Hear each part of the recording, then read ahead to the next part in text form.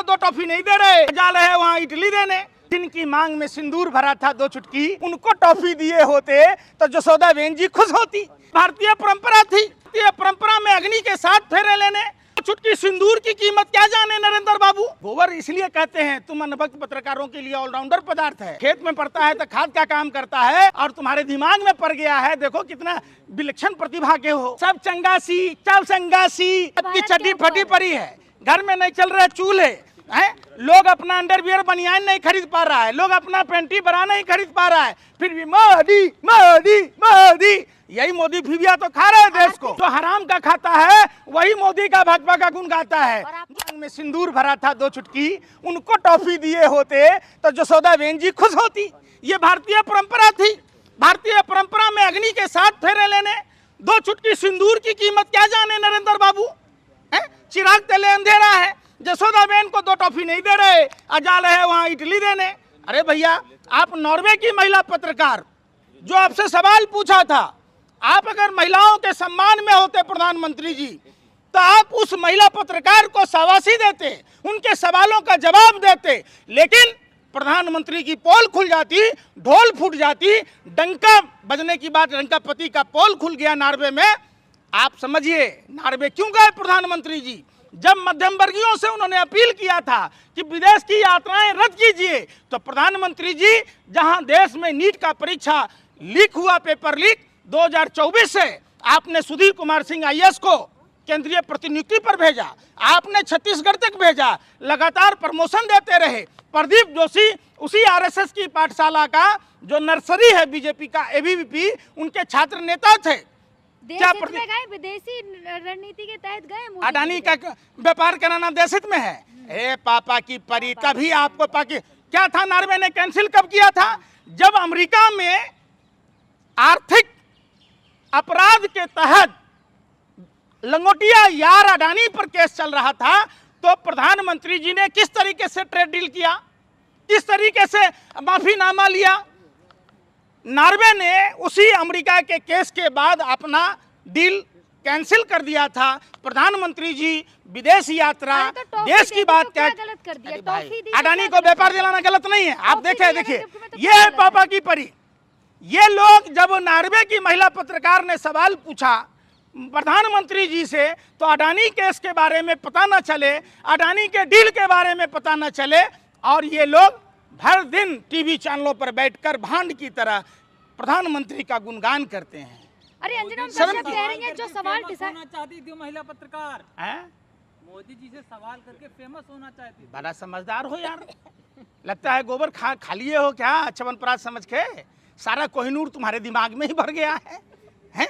अब अनुभक्त तो गधा पर से उतर के तुम्हारा दिमागे खोल के तुम्हारा गोबर में से कोहिनूर निकालेगा दिमाग में। जो गोबर इसलिए कहते हैं तुम अनुभक्त पत्रकारों के लिए ऑलराउंडर पदार्थ है, खेत में पड़ता है तो खाद का काम करता है, और तुम्हारे दिमाग में पड़ गया है। देखो कितना विलक्षण प्रतिभा के हो, वाह कमाल की बात कहते हो। अंजना, हम कश्यप कह रही हैं कि जो सवाल वहाँ पूछे जाने चाहिए थे वो नहीं पूछा, बाहर का सवाल पूछा, तो मोदी जी क्या जवाब देंगे?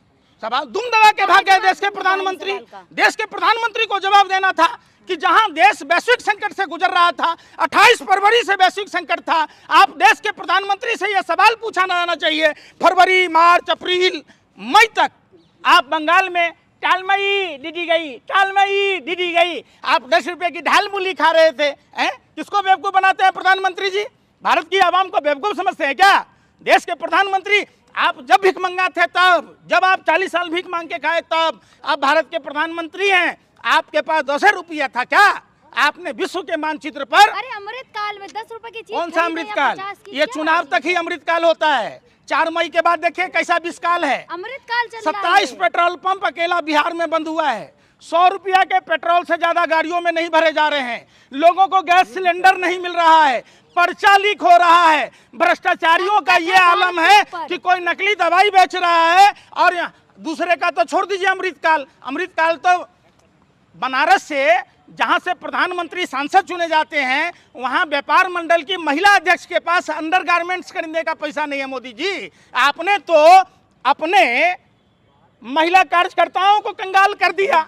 सब चंगासी चल संगासी, आर्थिक संकट बात की चड्डी फटी पड़ी है, घर में नहीं चल रहे चूल्हे, हैं? लोग अपना अंडरवियर बनियान नहीं खरीद पा रहा है, लोग अपना पैंटी बरा नहीं खरीद पा रहा है, फिर भी मोदी मोदी मोदी, यही मोदी फीबिया तो खा रहे हैं देश को। आर्थिक संकट चल रहा है, मोदी जी का साथ देना चाहिए। कोई आर्थिक संकट है तो आपके दिमाग में गोबर था?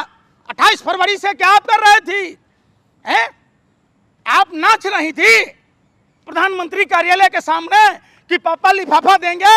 आपको नहीं पता था कि 28 फरवरी से युद्ध शुरू हुआ, वैश्विक संकट का दौर शुरू हुआ। आपको नहीं सोच समझता कि अच्छा एक बात बताइए, जब आर्थिक संकट है, जब देश ने अब है, पहले नहीं यार था, सुन अब रहे है, अब है। अरे 28 फरवरी से शुरू है। आप लोग तो गोबर को चमनप्राश समझकर खाती है ना, आपको नहीं समझ में आएगा। आप लोग अरे आप लोग तो हराम के खाने वाले लोग हैं। जो हराम का खाता है वही मोदी का भाजपा का गुण गाता है। जो मेहनत कश लोग हैं सड़कों पर हैं, किसान सड़क पर है, छात्र नौजवान सड़क पर है, मजदूर सड़क पर है, महिलाएं सड़क पर है, आपको तो दिखेगी नहीं। आपको तो दिखेगा पापा ने झाल खाया, पूरे देश को झाल लगा दी। ऐसा झाल लगाया पूरे देश को कि घर में चूल्हे नहीं जल रहे। बेशर्मी की हद होती है।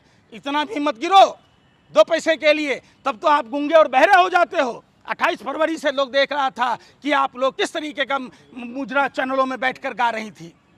तो विदेशी पत्रकार को इतना इज्जत क्यों दे रहे हैं आप? अरे भाई किसको दें? देश में है किसी पत्रकार की औकात? माँ ने दूध पिलाया कि प्रधानमंत्री नॉर्वे अडानी के डील को चालू कराने गए थे। जब वैश्विक संकट से देश गुजर रहा है, तमाम तरह की क्राइसिस है, गोल्ड क्राइसिस है, पेट्रोलियम पदार्थ की क्राइसिस है, डीजल की क्राइसिस है, पेट्रोल की क्राइसिस है, गैस की क्राइसिस है, तो प्रधानमंत्री को जरूरी था अपने लंगोटिया यार के लिए व्यापार का डील कराने?